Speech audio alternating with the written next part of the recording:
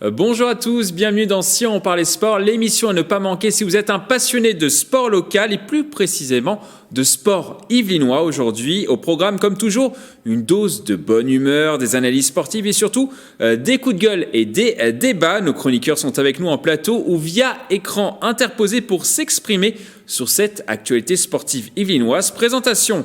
Il est avec nous via écran interposé. Vous reconnaissez sa musique. Il est passionné de cyclisme, de roller, de voile et du jeu Pokémon Go. Il est toujours de bonne humeur quand on parle de sport. Yann Dujarrier, le capitaine, est avec nous dans cette émission. Bonjour Mickaël, bonjour. Comment allez-vous, Yann ? Super. Comment vous vous souvenez que je joue toujours à Pokémon Go ? Ah, j'ai des bonnes informations, hein. C'est parce qu'à chaque fois que j'arrive à l'émission, je suis en train de choper ce qu'il peut y avoir sur le plateau, c'est pour ça ? C'est ça. Apparemment, vous êtes le meilleur dans votre secteur. Non, loin de là, je suis un petit joueur. Mais comme pour tout, j'essaye de faire tout au mieux. Voilà. C'est un sport aussi, hein, il faut le dire.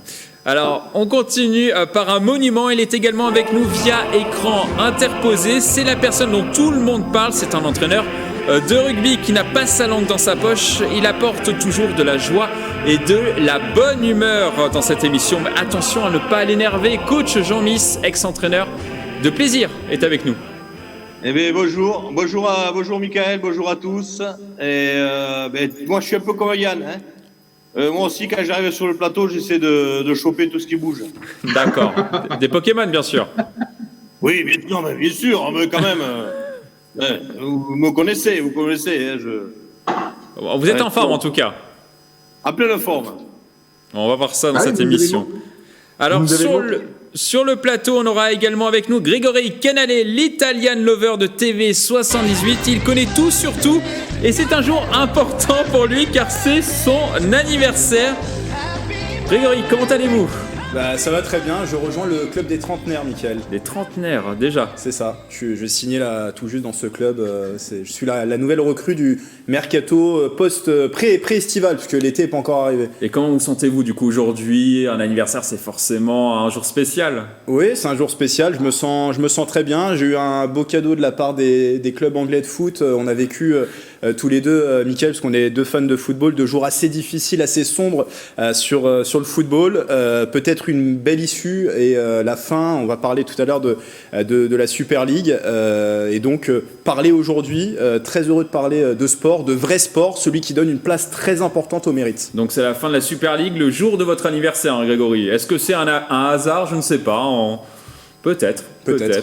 Voilà, alors en tout cas, on va passer au programme de l'émission. On va parler tout de suite des JO de Tokyo. Maïva Amadouche, sextuple championne du monde de boxe IBF, pourrait être porte-drapeau de la délégation française cet été au pays du soleil levant. La boxeuse qui s'entraîne à Elancourt au Boxing Club de Saint-Quentin en Yvelines a été présélectionnée. Elle sera en concurrence avec 6 autres athlètes de haut niveau.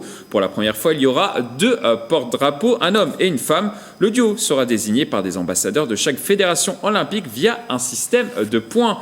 Pour les Jeux paralympiques, c'est l'athlète Nantonin Keita qui a été présélectionné pour être le porte-drapeau de la délégation française avec 11 sportifs. Cette ancienne pensionnaire de l'entente athlétique de Saint-Quentin-en-Yvelines, déficiente visuelle, a notamment remporté 4 médailles olympiques, dont une en or sur 400 mètres aux Jeux paralympiques de Rio. Les heureux élus seront connus autour de la fin du mois de juin. Est-ce que ces deux athlètes yvelinoises, méritent tout simplement d'être porte-drapeau ? Oui ou non ? Vous votez. On a oublié la petite raquette. Ah, on a oublié la petite raquette, effectivement. Je dis forcément oui, oui, parce qu'elles sont passées par 50 ans en Yvelines, donc forcément oui. Ils ont leur raquette directement à distance. Alors, Jean. Qui mérite. De toute façon, là, on parle de Maïva.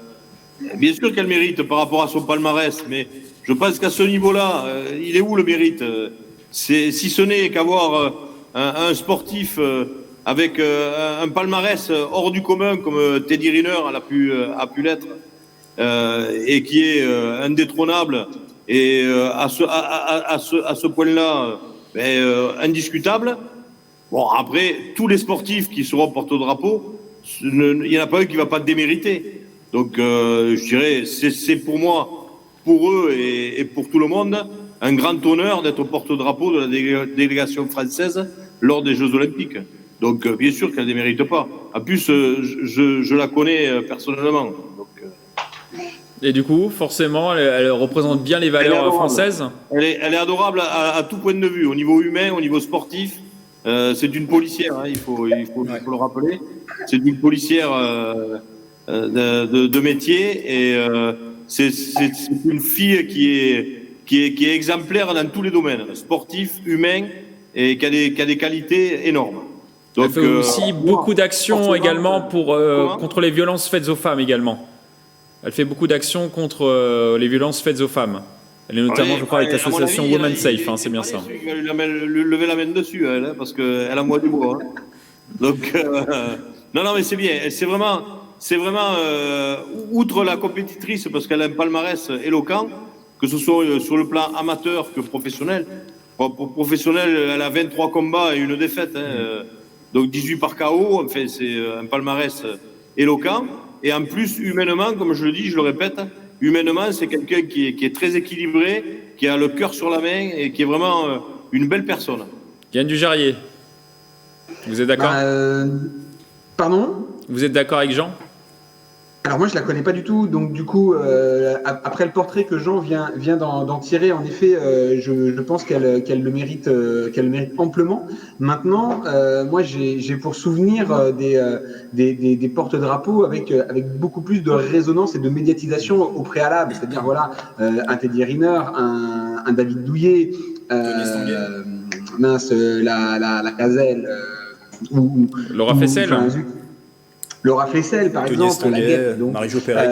mais je pensais à notre championne du 400 mètres. Voilà, des personnes qui avaient eu des résultats beaucoup plus résonnants de manière médiatique. Et c'est vrai que là, cette boxeuse, moi, j'en avais jamais entendu parler avant. Alors après, du fait qu'elle fasse un sport que je ne suis pas du tout non plus. C'est vrai que la boxe, j'ai toujours dit, c'est quand même quelque chose qui n'est pas du tout familier et un sport avec lequel j'ai même du mal à comprendre l'intérêt. Mais donc voilà une des raisons pour lesquelles j'aurais plus de mal.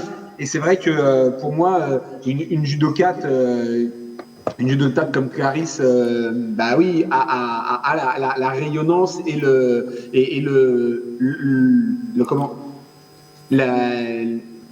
j'ai pas trouvé le mot. Enfin voilà, pour moi, c'est elle qui devrait être porte-drapeau féminin. Oui, parce que on va faire la liste. La judoka, du coup, Clarisse Agbenenou, je vais arriver à le dire. La surfeuse Johan Defey, Sandrine Gruba basketball, Maïva Amadouche, du coup, boxe, Kristina Mladenovic tennis, Mélina Robert Michon disque, Charline Picon planche à voile, Samir Haït Saïd gymnaste, Maxime Bonneau canoë-kayak, Renaud Lavillenie, Florent Manoudou natation et Astier Nicolas équitation.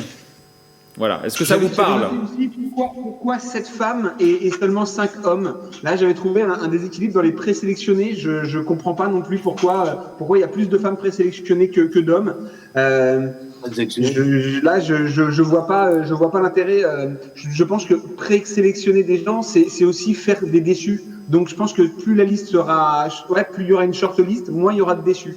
Là, c'est vrai que c'est peut-être des athlètes qui se projettent et qui se voient déjà lors de la cérémonie d'ouverture avec le porte-drapeau et puis ensuite accompagner tout, parce que le porte-drapeau, c'est pas juste sur la cérémonie d'ouverture, c'est aussi accompagner les athlètes, être présent sur la plupart des événements pour justement donner de l'envie et donner des encouragements aux athlètes pour défendre notre pays. Donc voilà, je trouve que c'est peut-être se projeter pour certains athlètes et il y aura des déçus et je trouve ça dommage. Voilà, il y aura 6 femmes qui seront déçues et il y aura seulement 4 hommes. Donc je vois pas trop l'intérêt d'avoir ouvert autant cette liste. Après, ça permet peut-être de les mettre en lumière également, ces athlètes, finalement, oui. Grégory. Quel honneur, représenter la France, être porte-drapeau. Yann le disait très bien, c'est un rôle qui va au-delà de cette présence sur la cérémonie d'ouverture. C'est une sorte un peu de capitaine de la délégation française. Et cette année, alors il y a cette chance, cette nouveauté avec 2 porte-drapeaux. un homme, une femme.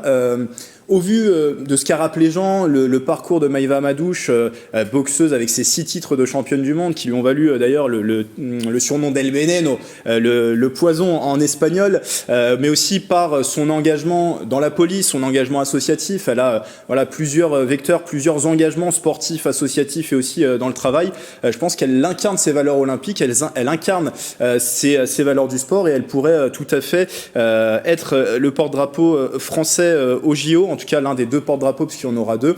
Après, c'est vrai que ça a été rappelé, Mickaël, vous l'avez rappelé, la liste des concurrentes face à Maïva Amadouche est plutôt rude, avec Clarisse Abegnenou, avec Kristina Mladenovic, avec Mélina Robert-Michon, Charline Picon. Ça va être très difficile de l'emporter.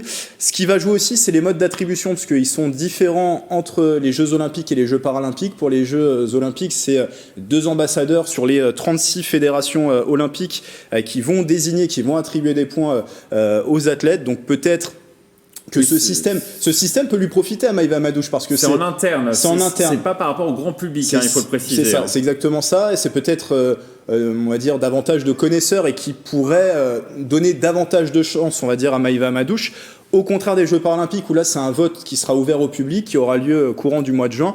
Et là, Nantenin Keita, elle a vraiment le profil pour être porte-drapeau. Elle a une médaille d'or paralympique, une médaille d'or olympique qu'elle a obtenue en 2016. Mètres, hein. C'est ça. Donc elle a tout à fait le profil pour l'emporter, avec ce vote du public qui sera ouvert en juin. Donc pourquoi pas avoir 2 porte-drapeaux qui sont passés par les Yvelines. En tout cas, on va dire, c'est tout le mal que je leur souhaite. Nantenin Keita, et qui est un peu plus connu quand même, ouais. Au niveau du grand public, peut-être, Jean. Oui, on va dire oui, mais après, comme l'a dit Grégory, c'est en interne que ça se fait, et c'est beaucoup mieux, parce que on sait, malheureusement, on le dit souvent autour de la table dans cette émission, c'est qu'il y a des sports et des disciplines qui ne sont pas représentés à leur juste valeur, on va dire, mais force de reconnaître que mis à part les grands sports, enfin les sports qui font beaucoup d'audience, après il y a des sports qui malheureusement ne sont pas assez à l'antenne, et comme ça se fait en interne, je pense que ces gens-là ont largement leur place pour être reconnus comme des grands sportifs en interne au sein même du cercle sportif, et non pas en prenant en compte la relation avec le public. Alors nous allons maintenant passer au programme de l'émission. Aujourd'hui nous allons parler tennis. Le tournoi de Roland-Garros va être décalé d'1 semaine. Est-ce que c'est une bonne idée? Nous allons tenter de répondre à cette question. Coup de projecteur également sur la Super League tant décriée. Le PSG doit-il rejoindre cette nouvelle compétition? Cette compétition qui n'aura sûrement pas lieu. Mais avant de développer ces thèmes, on va parler de golf.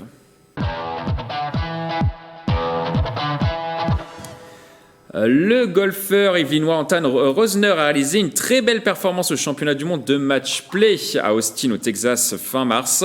Des matchs en 1 contre 1, le pensionnaire du golf de la Boulie à Versailles s'est brillamment imposé face à l'un des favoris du tournoi, le numéro 5 mondial Bryson DeChambeau, l'une des stars sur le circuit américain. Le Français de 28 ans a ensuite perdu contre l'Anglais Tommy Fleetwood avant de s'imposer dans son 3e match de poule contre le Sud-Coréen Si-Woo Kim. Des résultats insuffisants pour sortir des poules. Le 64e mondial devrait encore remonter au classement dans les prochaines semaines. La question sur cette thématique, Antoine Rosner s'est-il fait un nom en ayant battu ce joueur, Bryson DeChambeau? Non pour vous? Oui, on fait un petit duel entre vous, Yann, et Grégory. Grégory, vous commencez peut-être? Tout simplement, il ne s'est pas fait un nom face à Bryson DeChambeau, parce qu'Antoine Rosner, on en a parlé déjà dans cette émission. Pour moi, à mon sens, il s'était fait un nom même avant. Il ne faut pas oublier que pour sa première saison dans l'élite, l'an passé, il avait hérité du titre, en tout cas honorifique, de meilleur joueur issu du Challenge Tour, l'antichambre européenne. Donc on en parlait déjà sur la scène mondiale. Il a gagné déjà 2 tournois, le Qatar Masters en mars 2021, le Dubai Golf Championship en décembre 2020. Donc, à mon sens, de battre DeChambeau, ça lui donne une légitimité supplémentaire, mais le nom, il se l'était déjà fait dans le golf mondial. Ça va l'aider à progresser. Peut-être que les adversaires vont davantage le craindre à l'avenir, mais pour moi, il s'était déjà fait un nom et déjà une place parmi le golf mondial, en tout cas les noms qui vont compter dans les prochaines années. Yann Dujarrier, qu'est-ce que vous lui répondez à Grégory? Bah, je suis d'accord avec ce qu'il vient de dire. Mais donc oui, en fait, par rapport à la question, moi je pense juste, grâce à ça, on peut dire qu'il a confirmé et qu'il confirme ce qu'il a pu déjà démontrer au préalable. Et voilà, et là c'est vrai que quand on monte d'une marche comme ça, c'est toujours pas évident. Enfin voilà, l'adaptation est pas toujours évidente, pas toujours simple. Donc là voilà, sur un premier match play comme ça, là, à ce niveau-là, il confirme, il est à son niveau et il rapporte un point à son équipe, donc bravo. Maintenant, on va continuer de le suivre et en effet, on va lui souhaiter de continuer à obtenir ces beaux résultats et peut-être voilà, maintenant après c'est de remporter des titres majeurs et ou au moins d'aller chercher des beaux résultats sur les tournois dont on parle le plus. Jean, qui vous a convaincu? Un peu les deux, parce que c'est vrai qu'ils ont tous les deux raison. C'est quand même pour Attention, moi... il ne faut pas froisser Grégory, c'est le jour de son anniversaire, Jean. Tu peux y aller, Jean. Bon, Grégory un peu mieux alors. Non, je rejoins quand même Grégory sur le fait que c'est pas parce qu'il l'a battu que ça lui donne, que ça le met en lumière entre guillemets, parce qu'effectivement il a cité ces deux récentes victoires sur l'European Tour là, à Dubaï et au Qatar, qui lui ont fait faire un bon, je crois qu'il est 63e mondial aujourd'hui. 64e, ouais. Effectivement, oui, il est dans le top 60 mondial, 64e mondial, exactement. Ouais, 63e au 15 mars 2021. Ah. Pour une fois que j'ai regardé le truc. Il a peut-être reculé d'une place depuis. Non, mais 63e au 15 mars 2021 sur le site de la Fédération française de golf. Donc, je pense que je ne vais pas remettre en question la Fédération française de golf. Donc 63 ou 64e, oui. C'est quand même, actuellement, c'est quand même le joueur français, le joueur de golf français qui a le vent en poupe, quoi. Il est numéro 2 français derrière Victor Pérez. Et sachant quand même que ce joueur était, en 2019, il était numéro 6 français. Donc il a une ascension quand même qui est assez importante sur ces 2 dernières années, sur ces années 2000, puisqu'on démarre juste l'année 2021, et que c'est peut-être parce je crois qu'il a moins de 30 ans quand même. Il a 28 ans, voilà, 28 ans, et il est passé professionnel en 2016.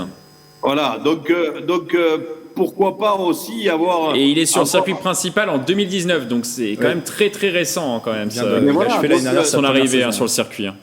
Et bien voilà, donc pourquoi pas. On cherche entre guillemets des sportifs, des porte-drapeaux pour faire connaître et puis développer le golf en France. Il en fait partie. Ce joueur-là en fait partie. Il a de belles performances actuelles. Il a le vent en poupe et ça peut faire que du bien au golf français, quoi. Est-ce que ça ne va pas lui mettre peut-être trop de pression, Yann Dujarrier?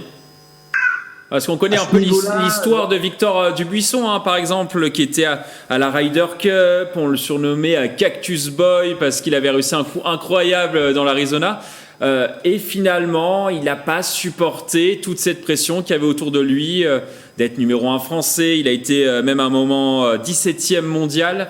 Il n'a pas supporté finalement la pression. Est-ce qu'Antoine Rosner peut la supporter, en sachant qu'il est peut-être un peu plus âgé quand même que Victor Dubuisson au moment de son explosion?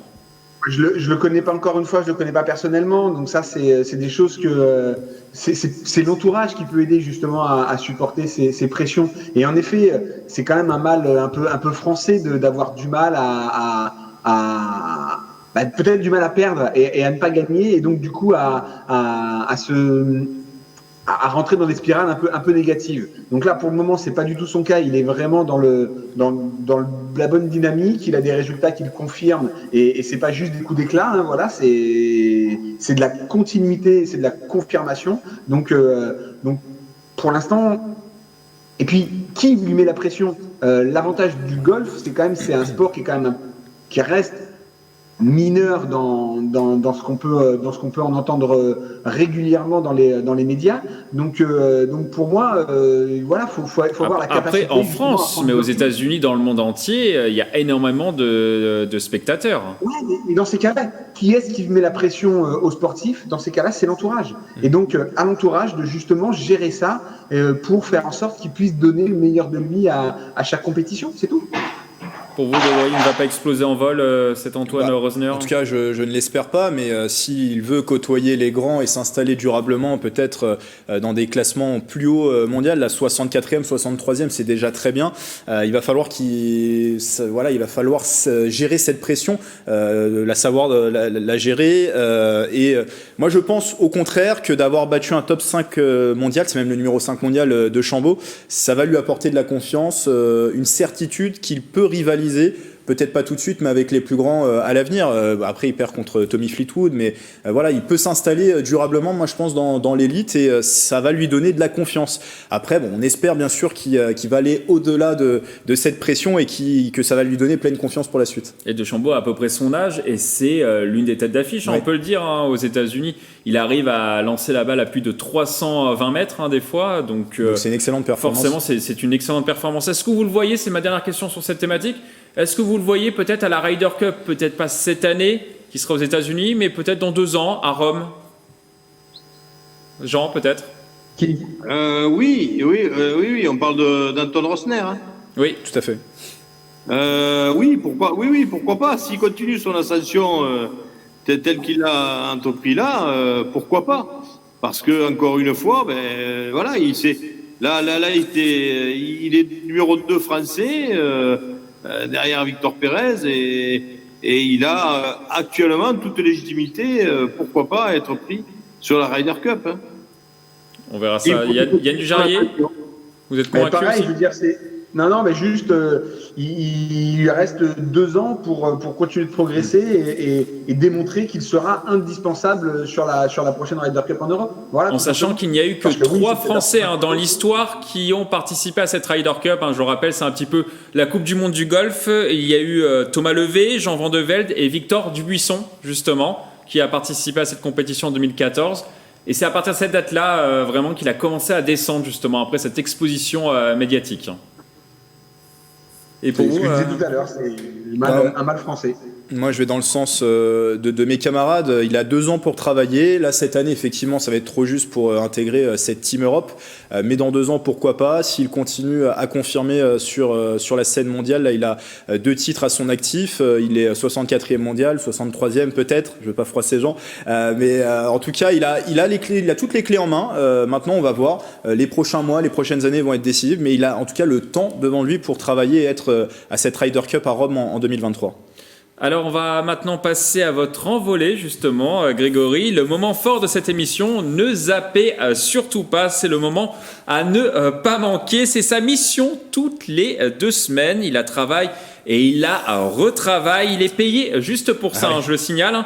Je ne vous mets absolument pas la pression, Grégory. De quoi allez-vous nous parler ?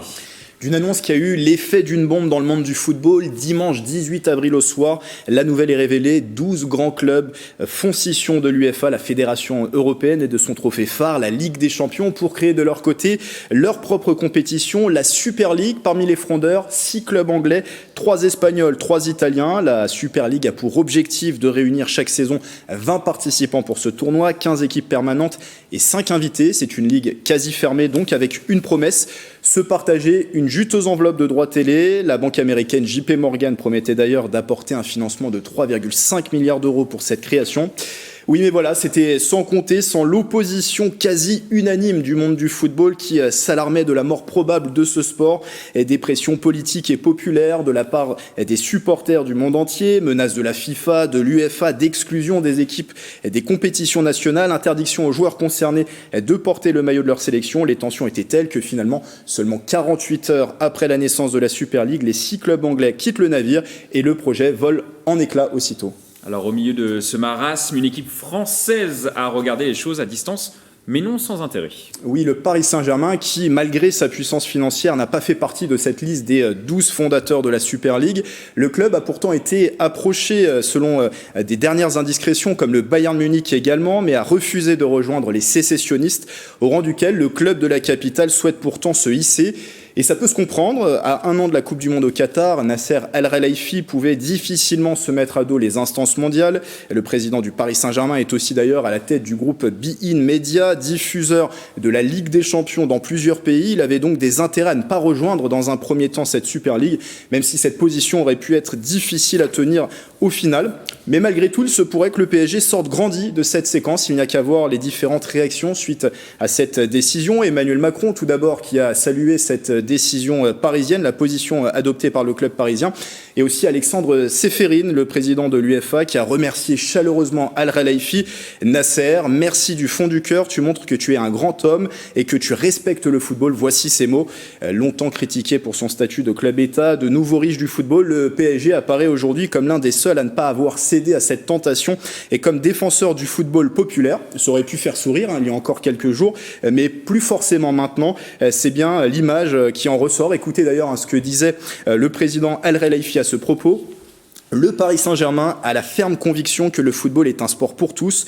J'ai été constant sur ce point depuis le tout début. Il faut rappeler qu'en tant que club de football, nous sommes une famille et une communauté dont le cœur est constitué de nos supporters. Et nous devons nous en souvenir.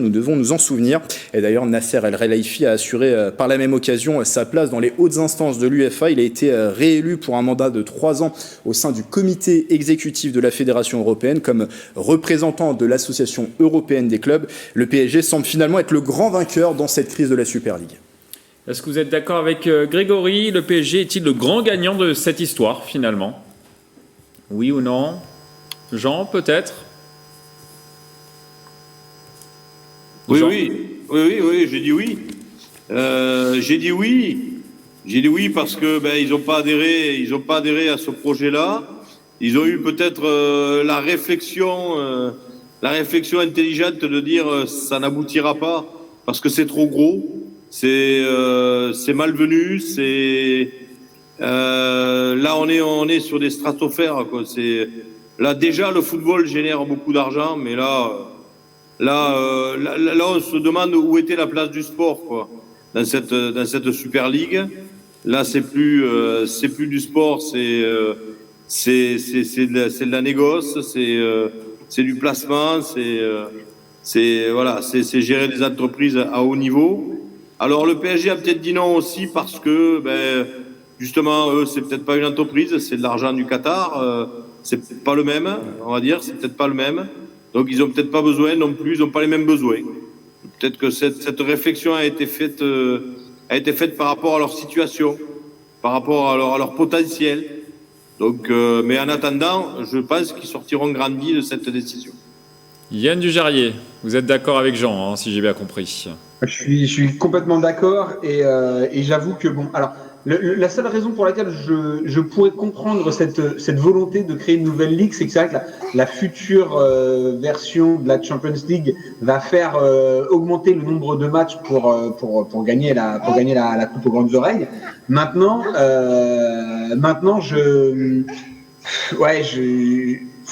je suis entièrement d'accord, il faut que le foot reste un sport populaire et déjà aujourd'hui il coûte déjà beaucoup trop cher aux spectateurs pour pouvoir le regarder. Je sais pas ce que ça aurait pu donner sur cette ligue, mais c'est vrai que sur cette Super League, mais bon voilà, pour moi je pense que c'est un bien que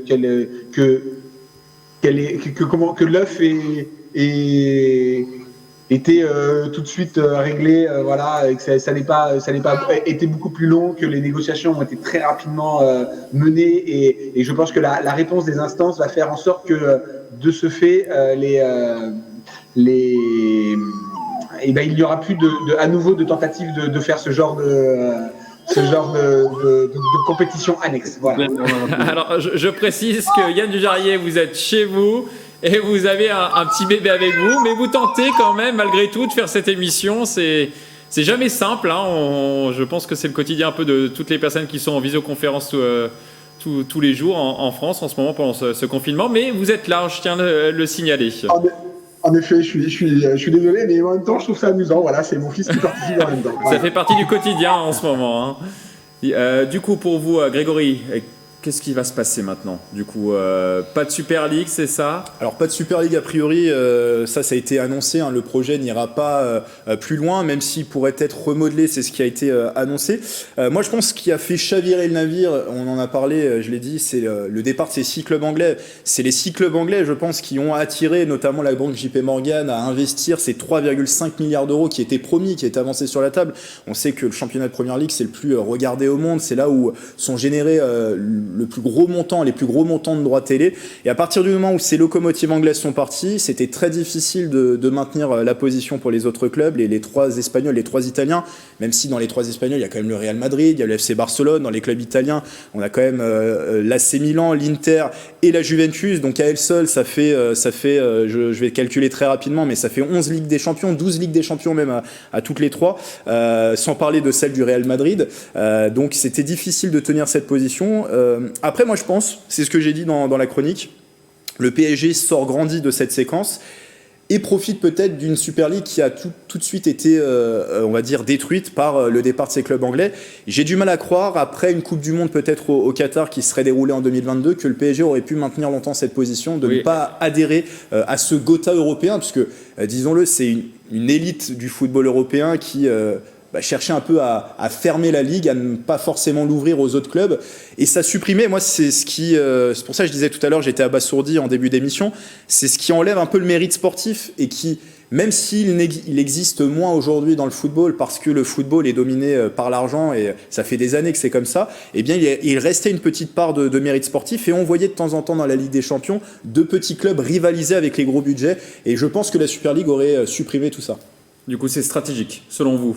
Le PSG a joué stratégique finalement, selon vous. Hein. A joué stratégique dans un premier temps, en attendant de voir ce qui se passe. Ils ont joué la carte de la patience, de la prudence, et finalement, c'est une carte, à mon sens, qui va s'avérer gagnante pour Nasser Al-Khelaifi. Rapidement, autour de la table, hein, si je peux dire, qui va gagner cette demi-finale entre le PSG et City? Ça sera la semaine prochaine, le 28 avril. Pour vous, qui va remporter cette double confrontation? Qui va se qualifier pour la finale? Jean, peut-être, on commence par vous. Moi, j'avais dit, le PSG l'année dernière avait bénéficié quand même de tirages au sort qui lui ont facilité l'accès à la finale. Là, par contre, cette année, on peut pas dire, ils ont battu le Bayern. Le Bayern, alors ils vont dire, il manquait les joueurs. On s'en fout. Ils ont battu le Bayern, qui était un des favoris de la compétition. Moi, maintenant, tu bats le favori. Quand on bat le favori, on devient le favori de la compétition. Ouais. Donc pour moi, je vois le PSG aller au bout. Yann, pour vous? Pas mieux, hein. C'est vrai que c'était exactement ce que j'avais pensé. En effet, ils ont battu le favori et tout le monde craignait le Bayern sur les quarts de finale. Maintenant, le PSG ne fait plus office d'outsider, mais vraiment de grands favoris. Et j'espère... et puis de toute façon, on doit être derrière eux. On est français, c'est le club de la capitale. Moi, c'est pourtant pas le club que je soutiens dans le championnat, mais je suis désolé. On a envie de devenir à nouveau champion d'Europe et de gagner la coupe aux grandes oreilles et de la ramener en France, tout simplement. Voilà, donc à fond derrière le PSG et puis après Ballon d'Or pour Kylian Mbappé. Ou pour Neymar, hein, peut-être, on ne sait pas. Non, Kylian Mbappé, il est français, Neymar n'est pas français, on reste chauvin à fond. Grégory, alors vous, on sait que vous êtes un spécialiste des pronostics. Je suis très bon en pronostics, mais j'avais pronostiqué. Attention, notez bien ce que Grégory va vous dire. Une élimination du PSG en quart de finale. Non, je voyais le Bayern passer au vu de l'histoire, au vu des précédentes rencontres. C'est vrai que le PSG, sur les 2 matchs, a profité peut-être d'un nombre d'absents assez considérable du côté du Bayern Munich, mais pas que. Hein. Attention, le PSG a fait un bon match au retour. Sur le match aller, s'est fait dominer, mais au final, ils ont quand même mérité sur les 2 matchs cette qualification. Donc là, dans ce duel, on va dire des nouveaux riches du football entre Manchester City et le Paris Saint-Germain, je verrai quand même le Paris Saint-Germain l'emporter et se qualifier pour la finale. Donc peut-être que je vais leur porter bonne chance. La cote de City vient d'augmenter, là justement, on vient de me le dire à l'instant. D'autant qu'attention, les Parisiens semblent avoir la baraka, puisqu'a priori Kevin De Bruyne devrait être absent du côté de Manchester City. On sait, le Belge, le joueur majeur de cette équipe. Le joueur majeur de cette équipe de City. Donc peut-être que le Paris Saint-Germain va pouvoir profiter de ses absences, en tout cas à toutes les cartes en main pour se qualifier pour cette finale. On va maintenant parler tennis. On passe à notre page débat.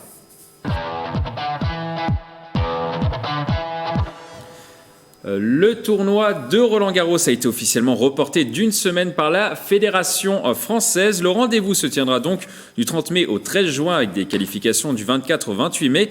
Ce report devrait concerner 3 Yvinois, la Française Chloé Paquet, originaire de Versailles, le Saint-Germanois Arthur Rinderknecht, 129e joueur mondial, et également le jeune Antoine Guibaudot, 16 ans, pour le tournoi de Roland-Garros Junior.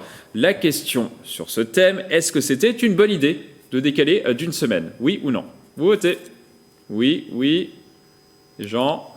Oui. Pas de débat. Yann, vous avez été le premier à dégainer, comme d'habitude. C'est à vous. Un sprinter un jour, sprinter toujours. Alors, en effet, ça pose un gros problème pour le reste du calendrier, pour certains tournois annexes qui pouvaient avoir lieu après Roland-Garros. Ça peut être un peu compliqué, ce décalage d'une semaine. Maintenant, voilà, on vit depuis une année, depuis un an, des conditions assez exceptionnelles, et ça fait un an qu'on vit dans l'adaptabilité perpétuelle. Donc, pour moi, il faut que tout le monde puisse s'adapter. Et décaler d'une semaine peut-être permettre d'obtenir et d'avoir un accueil supplémentaire. Donc oui, c'est une bonne idée, c'était une carte à jouer. On n'est même pas sûr que cela permettra des améliorations ou des changements. Mais voilà, s'il y avait un coup à faire, il fallait le tenter. Et je pense que oui, c'est une bonne idée. Jean?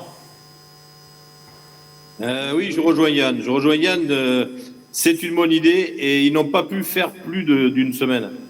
Parce que sinon, il l'aurait déplacé sur une échéance plus longue. Mais oui, seulement vous avez raison, parce que Wimbledon, du coup, le troisième tournoi majeur de cette saison de tennis, c'est 3 semaines plus tard, du coup. Voilà. 3 semaines plus tard, ça sera du 28 juin au 11 juillet. Donc forcément, ils ne pouvaient pas décaler de 3 semaines à un mois. Et voilà, donc c'est pour ça. Ils ont fait le maximum. Ils ont décalé ce tournoi au maximum pour essayer d'avoir la baraka et de se dire que ça ira mieux à cette période-là, et pour pouvoir faire un tournoi, on va dire, le plus près du meilleur, quoi, on va dire, parce que personne ne sait exactement de quoi sera fait demain, donc c'est compliqué. Mais là, ils ont reculé au maximum, quoi. Ils pouvaient pas faire mieux, et c'est normal. Non, il n'y a pas de souci. Grégory? Oui, ils ont fait au mieux au maximum, d'autant que ce qui a été dit, voilà, ça a été dit par Yann et par Jean. Juste après, c'est la saison sur herbe qui commence. Il y a le tournoi de Wimbledon qui arrive fin juin, début juillet, qui n'a pas bougé ses dates. Donc il y avait une fenêtre de tir, on va dire, très réduite pour décaler ce tournoi de Roland-Garros. Pour le maintenir dans cette fenêtre un peu historique sur la fin mai, début juin, qui est un peu, voilà, on sait que fin mai, début juin, c'est à Porte d'Auteuil que se passent les choses à Paris à cette période. C'est le moment pour vous de sortir votre Panama en général. Exactement. Grégory. Moi, j'ai pas l'occasion d'y aller souvent. J'y suis allé 2 fois dans ma vie, mais c'était déjà très bien.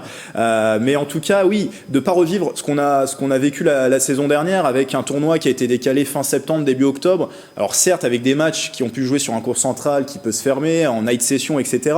Mais un tournoi, somme toute, assez triste, avec moins de 1000 spectateurs, avec un temps pas au rendez-vous. Donc essayons. Je dis pas que fin mai, début juin, le temps sera forcément au rendez-vous, peut-être pas. Mais en tout cas, laissons cette fenêtre historique de Roland-Garros pouvoir se dérouler, et laissons un maximum de chances pour qu'il y ait le maximum de public. On parle notamment du retour du public dans les stades.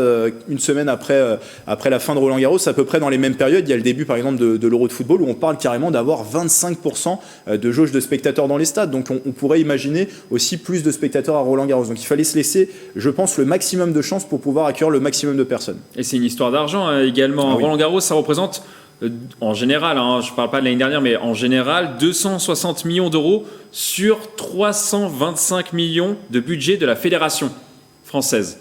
Donc, on est obligé de l'organiser, forcément. Jean. Vous avez tout dit, Michael. On ne peut pas se passer de ce tournoi. C'est pas possible. Donc, après, malheureusement, on le sait, on est tous conscients de la situation sanitaire actuelle. C'est difficile pour tout le monde, et le choix a été fait en concertation avec tous les comités régionaux au niveau de la fédération de tennis, pardon, et on ne pouvait qu'adhérer à ce choix.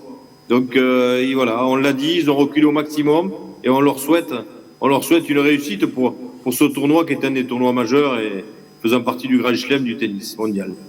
Dernière question sur cette thématique. On va parler peut-être de la préparation. Arthur Hinderknecht, le Saint-Germanois qu'on a pu avoir au téléphone récemment, nous disait que son programme d'entraînement était millimétré pour arriver en pleine forme le jour de Roland-Garros pour les qualifications. Forcément, une semaine de décalage, ça perturbe tout. Est-ce que ça va vraiment le perturber? Est-ce que ça va perturber tous les joueurs ou pas du tout? Jean, je vous vois sourire. Non, mais il est combien, lui? Il est classé combien? 129e joueur mondial. Bon, c'est bon. Je veux pas le dénigrer, je veux pas lui jeter la pierre, mais quand même, quoi. Il a dit que ça n'allait pas non plus le perturber énormément, mais ça pouvait jouer un petit peu dans sa préparation. Ouais. Les Nadal et Djokovic le disent également que ça peut jouer. Oui, bon, mais ça peut jouer, mais faut arrêter. Je veux dire, un entraînement millimétré. Sportivement, un entraînement millimétré. Il faudrait qu'il m'explique exactement où c'est millimétré sa préparation, hein, parce que honnêtement, je connais aussi un petit peu quand même le sport de haut niveau, donc je serais curieux de savoir à quel endroit précis sa préparation est millimétrée, et qu'une semaine de décalage peut engendrer une conséquence de résultat. Là, je trouve peut-être que ça peut jouer sur le sport de haut niveau, quand on fait du sport de haut niveau. Oui, non, mais justement, oui. Je sais, oui. Je parle du sport de haut niveau, et j'aimerais connaître les détails précis sur sa préparation millimétrée qui ferait jouer une différence sur ses résultats par rapport à sa préparation. À une semaine près, j'ai du mal à croire à ce genre de choses. Yann, j'ai l'impression que vous êtes d'accord avec Jean. Comment? J'ai l'impression qu'Yann est d'accord avec vous également. Oui, enfin, on connaît beaucoup de sports où, en effet, il y a des compétitions qui durent sur une seule journée, et en effet, il faut être prêt.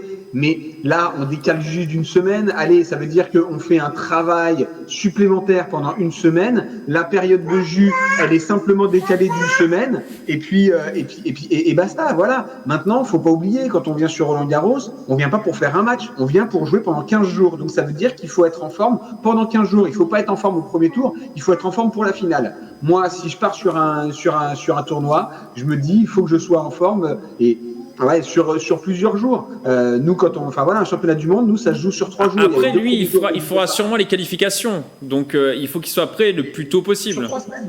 Donc, il faut qu'il soit bon pour 3 semaines. Ouais, il ne gagnera sûrement pas Roland-Garros, mais en tout cas, ses premiers matchs sont hyper importants pour lui. On est d'accord, mais si on veut aller loin, il ne peut pas arriver justement être au taquet pour son premier match et du coup prendre le risque de perdre le 3e match et de même pas rentrer sur le tableau final. Donc le match pour lui le plus important, c'est le tableau final. C'est pas les 3 matchs de qualification. Grégory, vous êtes d'accord? Bon, je connais pas assez, en tout cas, de l'intérieur, le sport de haut niveau pour me prononcer. Je vais faire confiance à Yann et Jean sur le sujet. Non, moi, c'est plutôt le sport amateur. Après, dans l'interview que vous avez pu réaliser avec Arthur Hinderknecht, c'est vrai qu'il disait, bon, voilà, ça peut un petit peu jouer, notamment peut-être sur des participations de tournois avant qui seraient peut-être compromises parce que le calendrier est légèrement modifié.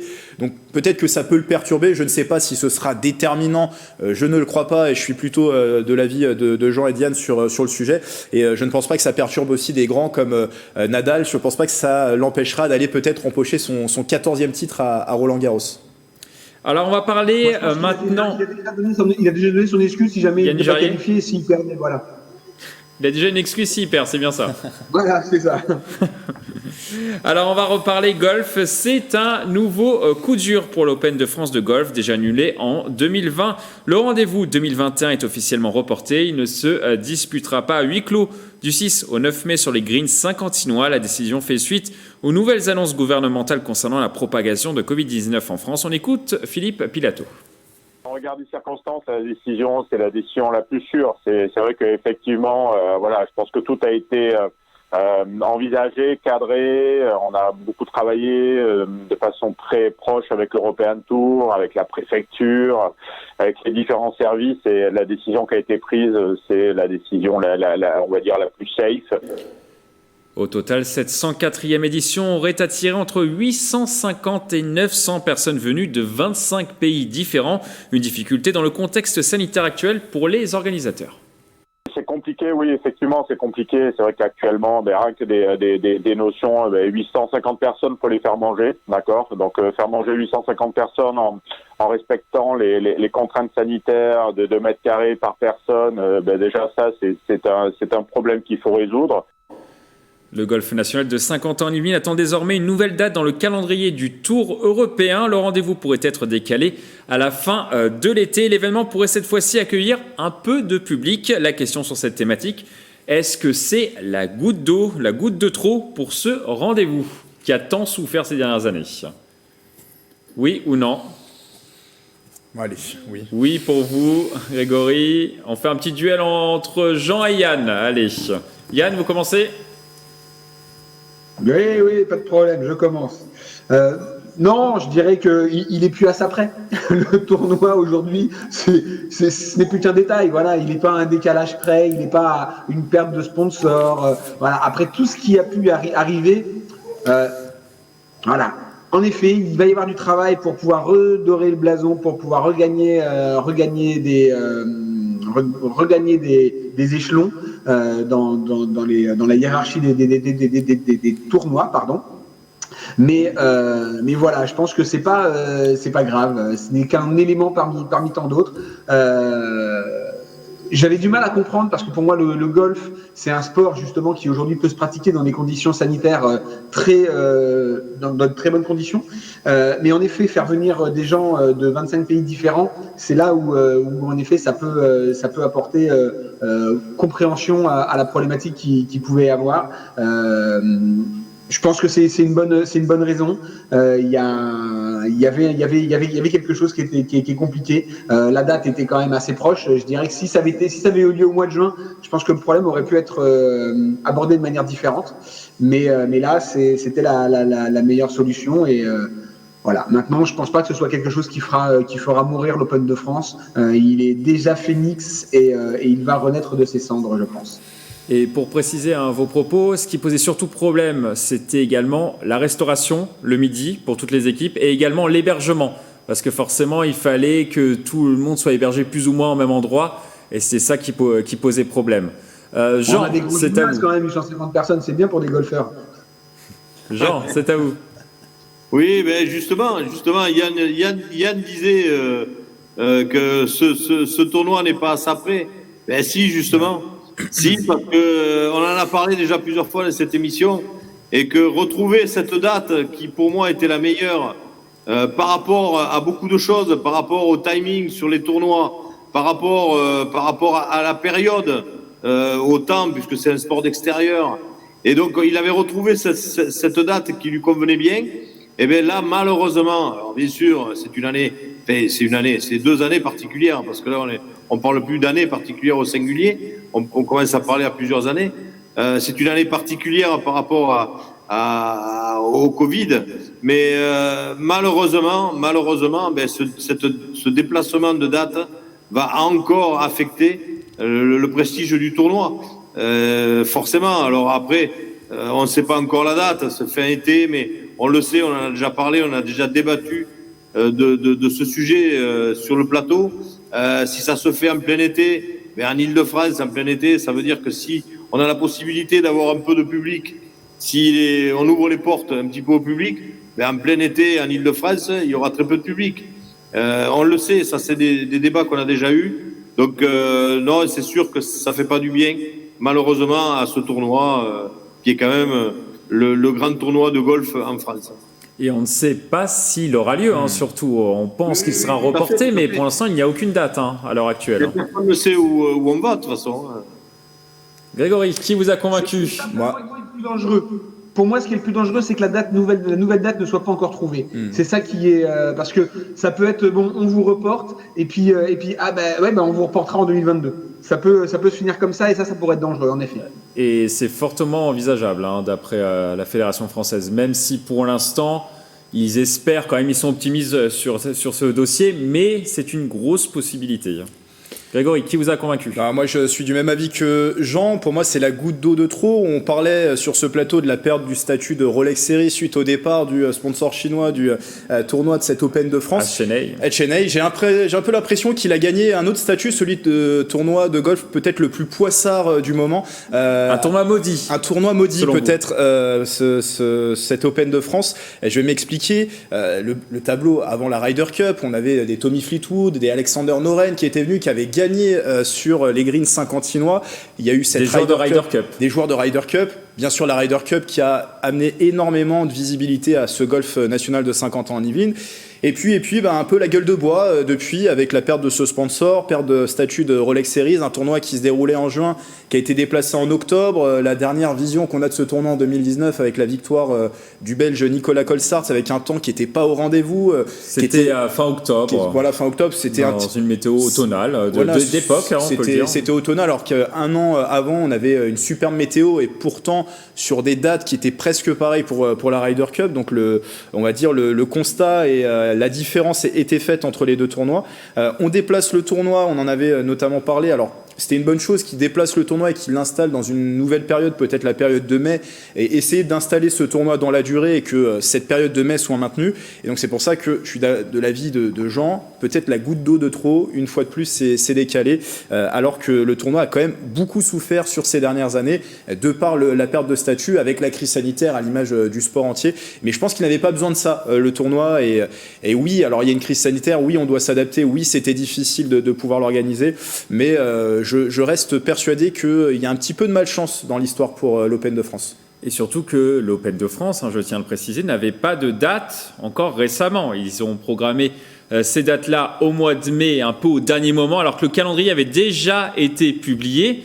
Donc, ce n'est vraiment pas certain qu'ils trouvent une autre date d'ici à la fin de l'année. Est-ce que ça serait aussi une mauvaise image pour les golfeurs de haut niveau également? Est-ce qu'ils pourraient se dire finalement, j'ai pas envie de faire ce tournoi-là parce que toutes les années, il est un peu maudit, il n'y a pas grand-chose, il n'y a pas un grand plateau, il n'y a pas une grosse dotation. Est-ce que effectivement ces joueurs-là peuvent se poser des questions suite à ce nouveau report? Yann Dujarier? Alors, je connais pas les règles de sélection et les règles d'engagement sur les tournois. Est-ce que les gars peuvent se retourner facilement en passant d'un tournoi à l'autre? Est-ce que les engagements doivent se faire très longtemps à l'avance? Là, j'avoue, j'ai pas trop je connais pas du tout le domaine. Mais maintenant, une chose est sûre. Est-ce qu'un jour va se poser la question? Sur le golf national, quand même. Hein. Comment? Les golfeurs aiment venir jouer sur le golf national. Tout le monde dit que c'est un super golf, qu'ils prennent beaucoup de plaisir à y jouer. Donc, il manque juste une chose, en fait. Hein, c'est juste un prize money suffisant pour pouvoir amener les grosses affiches. Parce que le plaisir, ils l'ont quand ils viennent jouer. Donc, peu importe que le tournoi n'ait pas lieu pendant 3, 4, 5 ans, le but, c'est qu'il y ait un prize money à la fin. Moi, connaissant les golfeurs... Une super ligue, un peu en quelque sorte, du golf. Non, mais voilà, connaissant les golfeurs, c'est vrai que à partir du moment où il y a l'argent, et puis on en avait parlé, de toute façon, dans le sport, l'argent fait tout. Donc, à partir du moment où vous aurez suffisamment d'argent, vous ferez venir qui vous voudrez. C'est la seule chose qui compte. Donc, et après, surtout que, en contrepartie, vous avez un très bel environnement. Vous pouvez faire loger les gens à Versailles dans des très beaux hôtels. Vous pouvez les accueillir dans des conditions de très bonnes conditions. Et puis après, la qualité de jeu est là quand on joue sur Saint-Quentin. Donc pour moi, ouais, ça joue à pas grand-chose. Il faut de l'argent. Jean, qu'est-ce que vous en pensez aussi? Il y a des Français qui cartonnent en ce moment, on peut le dire. Victor Pérez, Antoine Rosner également. Il devait être là sur cette Open de France. Finalement, on décale peut-être cet engouement aussi autour des golfeurs français en ce moment. Oui, mais bon, on le dit tous, c'est quand même une période particulière. On le subit tous dans toutes les disciplines.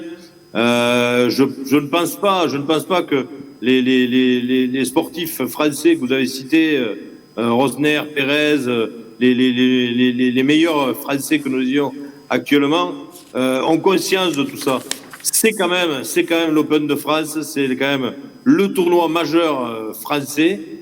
ils se doivent d'être présents. Je vois pas comment.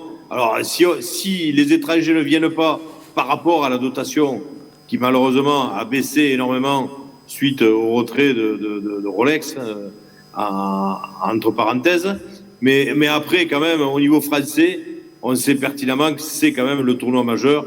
On l'a dit, redit, Yann l'a redit. C'est quand même un milieu où les gens aiment venir par rapport à la qualité du golf, par rapport à l'environnement, par rapport à tout ce qu'il peut y avoir extra sportif et même sportif. C'est quand même une belle compétition nationale et la plus belle au niveau sport golf français.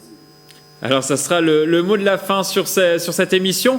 On tenait quand même, Grégory, c'est votre anniversaire, on tenait à vous offrir un petit gâteau d'anniversaire. Alors regardez, je crois que vous êtes fan, c'est Harry Potter, c'est le gâteau. Logo de la maison, voilà. De l'école Poudlard.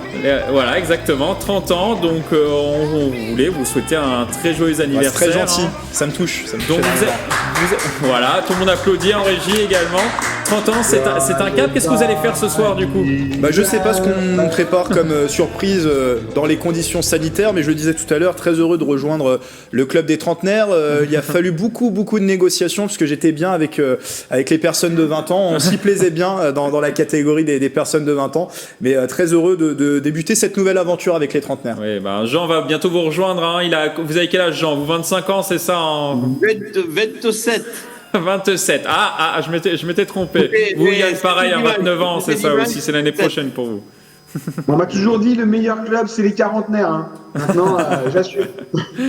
En tout cas, encore un très bel anniversaire, un très bon anniversaire, Grégory. Merci. C'est déjà la fin de cette émission. On va terminer comme d'habitude par une citation. Aujourd'hui, je vous propose une citation de l'ancien footballeur, le King, Eric Cantona.